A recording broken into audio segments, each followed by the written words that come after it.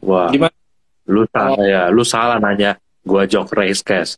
Gua baru hari ini pertama kali nambah bumi lagi setelah pertama kali beli 58. Jadi bukan, tidak ada, Will. Bukan, tidak, bukan. tidak ada, Bukan raise tidak, case, tapi tidak ada maksudnya cash. mencari emiten yang rich cash gitu. Yang Hmm. cash flow-nya selalu positif, yang Oh, ada bagi dividen. Apakah kita harus oke. prepare ke saham Ya, seperti itu di saat resesi gitu? ya. Ya, menurut gue sih setuju sama lu ya, Jok ya. Kalau pertanyaannya kayak gitu, ya maksudnya dengan kondisi inflation kan biasanya suku bunga naik ya. Dengan suku bunga naik juga kan bisa dibilang kan, ya kalau emiten yang punya cash banyak enak ya. Contoh nggak usah jauh-jauh deh, kayak Ramayana tuh, cashnya gede gitu kan. Kalau bunga deposito makin tinggi, ya mereka kan pasti kan diuntungin kan. Terus juga dalam kondisi inflasi kayak sekarang, ya orang mungkin akan lebih suka kalau terima dividen juga kan Cok, maksudnya gue bisa terima nih duitnya terus gue puterin lah ke tempat lain apa kayak gimana gitu kan. Jadi gue setuju sih, nah makanya balik lagi itu juga alasan kenapa gue suka yang komoditi ya, apa karena dividen mereka ternyata gede itu Jok ya, you name it lah, grupnya kayak Adaro, ITMG, PTBA, Kol ya, itu semua gede-gede. Dan yang perlu kita pay attention juga sekarang adalah kapan, bukan kapan the Fed stop naikin suku bunga, tapi kapan dolar ini stop naik. Ini yang paling penting, karena yang bikin market bisa dibilang itu demam selama 1 bulan terakhir atau berapa bulan terakhir ini, itu karena dolarnya tuh very strong, Jok. Gitu. Dolarnya tuh kuat banget di XY-nya, dan jangan selalu mengasumsikan bahwa, oh karena The Fed naikin suku bunga, itulah kenapa dolar tuh naik. Nggak juga. Coba lihat tahun 2008 kemarin. The Fed potong suku bunga loh, dari 5% jadi 0%. Waktu itu, 2008, resesi financial crisis global. Tapi lihat waktu itu, kok malah mata uang Indonesia yang melemah parah dibanding dolar. Dari 8.000 kita naik ke 12.000. Lo yang resesi siapa, bos? Yang resesi kan harusnya kan US kan ya, tapi balik lagi, US itu act as a safe haven gitu kan. Jadi menurut gua kalau orang bilang wah apa the Fed naikin suku bunga dolarnya makin strong, yes, in most case betul, tapi nggak selalu bahwa apa Fed naikin suku bunga tuh apa dolarnya itu akan selalu naik, nggak juga gitu. Nah jadi sekarang kunci adalah kita harus cari tahu kapan dolarnya itu topping. Nah masalahnya sekarang USD itu menguat karena kan kondisi benua lain lebih jelek nih, Jok. Ya kan? Lo lihat Eropa krisis kayak begitu soal energi gitu kan. Terus Asia, ya Asia menurut gue sih kalau ke Indonesia, India gitu diberkahi lah ya dengan harga coal kayak sekarang, harga komoditi kayak sekarang. Tapi yang lain-lain kan ke impact sama China juga tuh, Jok. Menurut gue gitu kan. Nah jadi memang dalam kondisi kayak sekarang gue setuju sih cari aman, either misalnya portfolio lu raise cash atau cari emiten yang cash rich, itu benar gitu ya semuanya. Dan perhatiin dolar sih menurut gua, once itu di XY itu mulai reverse ke bawah, eventually menurut gua nanti yang lain akan ngikutin turun kok, kayak yield apa segala macam tuh, karena udah jadi rumusnya ya, di XY yang strong itu nggak bagus buat dunia, itu risk off mode biasanya. Tapi dolar yang lagi turun itu biasa risk on kondisi. Coba aja lihat, bandingin tuh indeks bursa saham, apa indeks komoditi di versusin dolar, itu semua bisa dibilang apa selalu inverse lah biasanya. Iya, iya. Basically dua jawaban itu bagus juga ya. Cuman ada satu poin yang menurut gua perlu digarisbawahin ya. Dari dulu sampai sekarang sebenarnya company yang lebih gampang make money atau kita dapat profit dari company ya, itu company yang memang ada cerita fundamentalnya ya, mau itu M&A atau mungkin right issue segala macam. Nah mungkin sebenarnya selain dari kita cuma mencari company yang banyak cashnya, secara fundamental dia mungkin sehat sih Jok ya, tapi secara barangnya, nah ini kan tergantung company-nya ini memang peduli dengan harga barangnya atau enggak. Kalau memang company-nya atau ownernya nggak peduli dengan harga barangnya, ya nggak akan kemana-mana, bos. Nah, makanya sekarang hal-hal ini paling penting ya, nomor satu ya, dia harus sesuai dengan atau sejalan sama dia punya makroekonomi sih. Jadi industrinya itu minimal favorable job. Nah, kalau dekat-dekat akhir tahun nih, kemarin kalau gue udah sempat bahas juga sama si Glenn ya. Nah, hipotesa gue biasanya kalau semuanya di area di dekat-dekat Desember atau akhir tahun, ini sebenarnya permintaan coal itu naik lebih tinggi, Cok. Nah, makanya kenapa coal itu pada akhir tahun lumayan naik ya. Nah, dengan harga coal yang udah naik gini ya, tapi ini udah dekat akhir tahun. Kalau gue berasumsi, oh ini permintaan akan jauh lebih banyak karena akhir tahun ada musim winter. sebenarnya masih inline nggak sih, Bill, Jok? Cok, Winter ya. masih Lu lah aja ya. dulu Dok. Coba lu dulu Dok. Masih tetap bagaimanapun juga kan kebutuhannya naik ya untuk musim dingin kan. Cuma biasanya dia prepare kayaknya 2 bulan sebelumnya ya. Jadi mungkin kalaupun demand-nya mulai-mulai naik tuh di bulan Oktober, before November sih harusnya. Bukan di Desembernya ya sebenarnya ya. Hmm. Nanti baru Desember mah itu cuma resultnya doang sih. Hmm. Ya, Hmm. ya, itu benar. Sama kalau kita perhatiin juga ya, ini sih menurut gue yang perlu di-concern juga soal coal ya. Coal itu kan kemarin gue baca ya, itu kalau nggak salah BOM tuh itu Badan Meteorologinya Aussie barusan confirm bahwa ada La Nina lagi barusan Hmm. lagi udah confirm La Nina lagi ongoing. Nah, La Nina ini kita tahu akan menyebabkan banyak hujan, ya kan? Mau itu di Indonesia, mau itu di Australia, itu akan banyak hujan tuh kayak begitu. Nah, makanya nggak heran ya sebenarnya Jogi Hans tahun ini rasanya sejak gua pindah ke Trimega setiap bulan hujan melulu itu kayaknya tuh gua lihat dari kaca kita gitu kan hujan terus gua bingung Maret, April, Mei, Juni, Juli ini busnya bulan kemarau gitu kan tapi setiap bulan kita hujan terus even sampai sekarang kan. Nah jadi sebenarnya nggak heran oh ternyata memang ada fenomena La Nina gitu kan. Jadi gua rasa coal production bisa terganggu loh. Kita kan tahu musuhnya coal production tuh hujan tuh. Kalau makin banyak hujan itu bisa bikin production galinya kan jadi susah. Sama di Aussie kita swaspada kalau ada hujan gede, apalagi di daerah Hunter Valley situ, wah itu bisa ngeganggu production coal apa delivery coal apa segala macam. Itu menurut gua supply risk yang ada possibility-nya itu sih. Sama kalau soal demand, ya Jok, Europe sekarang aja Nord Stream-nya dimainin lagi sama Rusia. Jadi Rusia udah menjadikan kayak Eropa tuh udah kayak mainan gitu kan. Apa pipanya kadang-kadang di stop, Hmm. dihidupin, stop, dihidupin. Jadi akhirnya mereka lihat aja harga gasnya mereka naik lagi tuh hari ini gitu kan. Ya harga coal-nya makanya strong nih. 2 hari ini kan komoditi lain hancur, coal itu kan strong kan, gitu kan. Nah, Masih jadi menurut gua bertahan. selama Rusia masih main layang-layang sama Eropa kayak begini, itu coal sih harusnya bisa stay di atas sih menurut gua.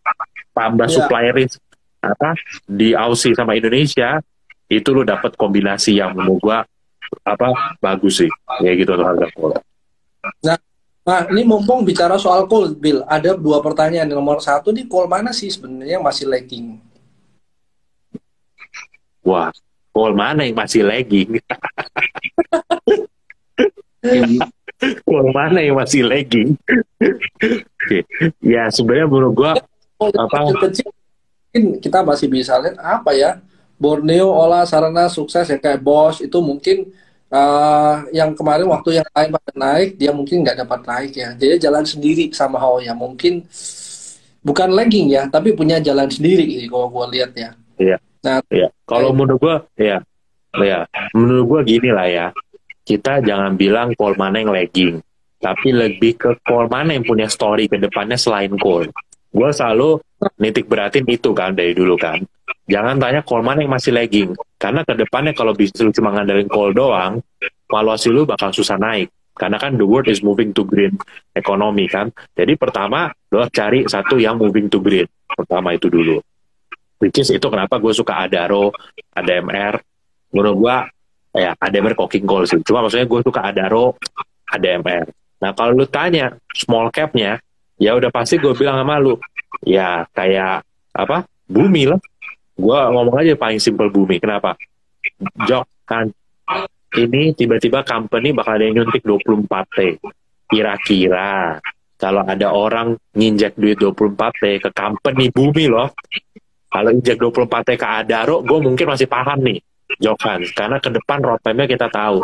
Tapi ada orang nyuntikin 24T di harga 120, gue rasa sih, apa, ya seperti ada orang yang, gue ada sering cerita sama lu pada berdua juga kan, salah satu big boss yang apa gitu kan, dia bilang something big is coming gitu kan. Kita tapi belum tahu apa nih, kayak gitu kan. Gue udah coba cari kiri kanan juga, bisikannya kayaknya oke sih, tapi belum ada yang menurut gue benar-benar konten oh ini apa toh gede banget something big gitu kan tapi menurut gue ya bagus lah kalau kayak begitu justru kalau semua udah kesebar nggak seru bos, gitu kan? Justru kalau nggak kesebar itu yang bikin strong. Jadi menurut gue kombinasi Adaro, ADMR, Bumi should do good lah for your portfolio sih. Maksudnya lo amannya dapat, tapi juga alfanya bisa dapat gitu.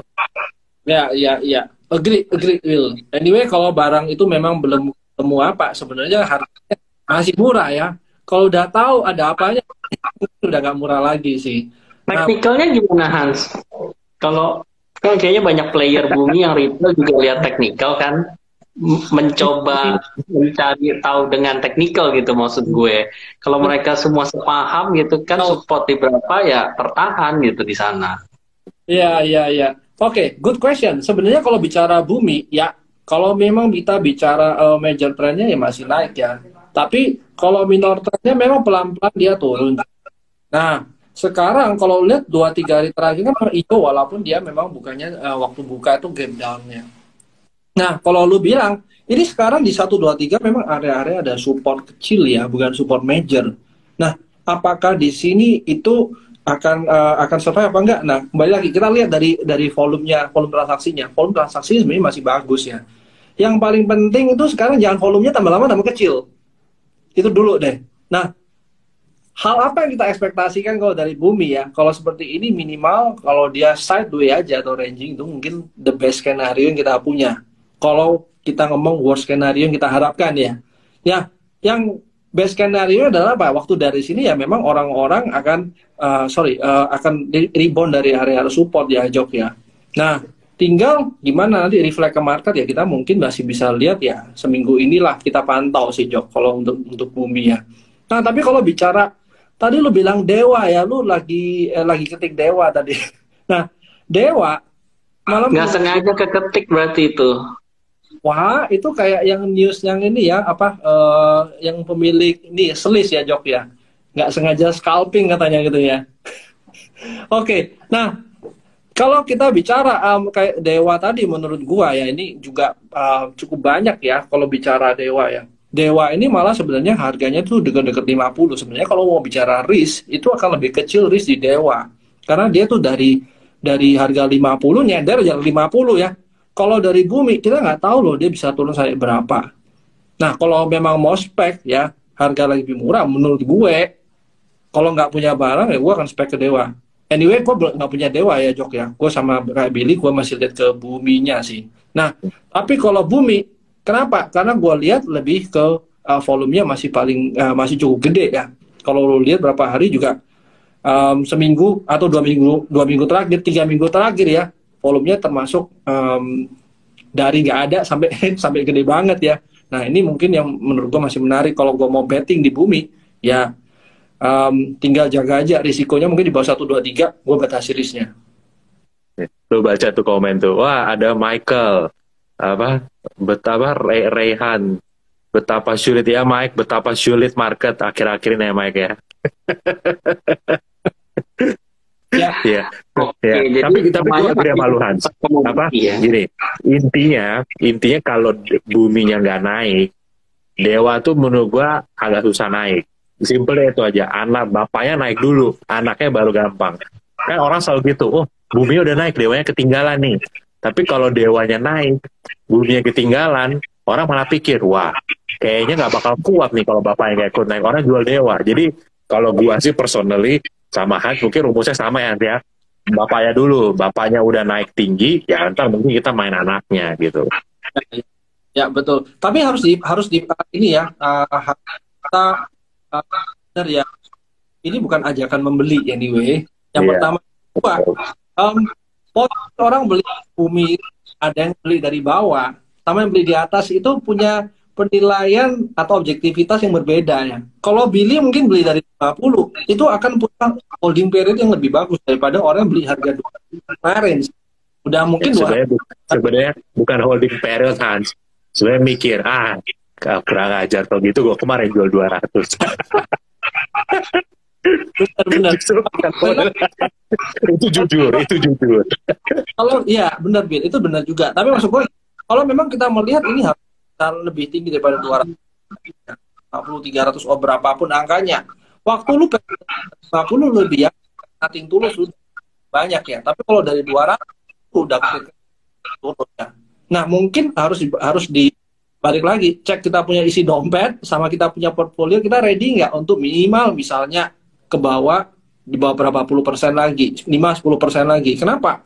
Karena toleransi pain-nya kita tiap orang beda-beda sih. Itu mungkin harus di-note sih. Ya betul. Intinya sih ya teman-teman kalau misalnya balik lagi gue selalu ingetin ya, bumi itu sangat ini Volatile. saham eksotik ya.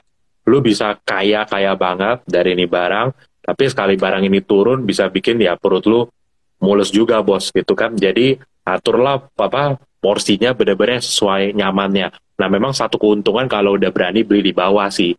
Jadi meskipun harga sekarang volatile, ya meskipun yang tadi gue bilang ya gue jujur aja, ya tau gitu gue 200-an gue jual gitu kan. Ya kan cuma lama-lama yang namanya juga itu kan namanya tahu gitu mologi gitu kan, tahu gitu gitu kan. Ya kalau waktu itu gue jual terbang ke 300, gue juga bakal bilang gue nyesel waktu itu jual di bawah. Jadi let's be honest lah gitu kan. Em, tapi gue simpelnya gini lah, di harga sekarang gue merasa lebih baik dia turun sekarang kan. Sekarang udah deket 130 120, gue udah lebih tenang. Kenapa? Udah deket nih harga placementnya kan 120 130. Mau buang sekarang juga kayak Tanggung. ini udah deket loh harga placementnya kan. Jadi ya udah tunggu aja, dan gue berharap apa yang terjadi di BRMS gitu ya, ini kan gue ngobrol sama Bernard juga kemarin kan, apa yang terjadi di BRMS tahun lalu gitu ya, pada saat track isunya selesai dari harga 70, pertama diam dulu tuh sebulan, habis itu baru harganya ngangkat ke atas gitu kan ya. Menurut gue hopefully itu juga yang kejadian gitu, setelah ada orang nggak tahu siapa gitu yang nyuntikin 24T gitu kan. Karena yang paling penting ini Hans, bukan statement, kan kalau kemarin baca keterbukaan informasi bumi ya, statementnya adalah pengendali persen tidak berubah. Oke, itu menurut gue expected lah, terlepas ada yang bilang om tukang jualan mie itu mau masuk gitu kan. Tapi yang paling gue tunggu adalah, kan dia bilang pengendali persen dan afiliasinya kan. Nah, gue tinggal menunggu nih, afiliasinya one day diumumin, gue rasa BRMS Effect bisa kejadian di bumi.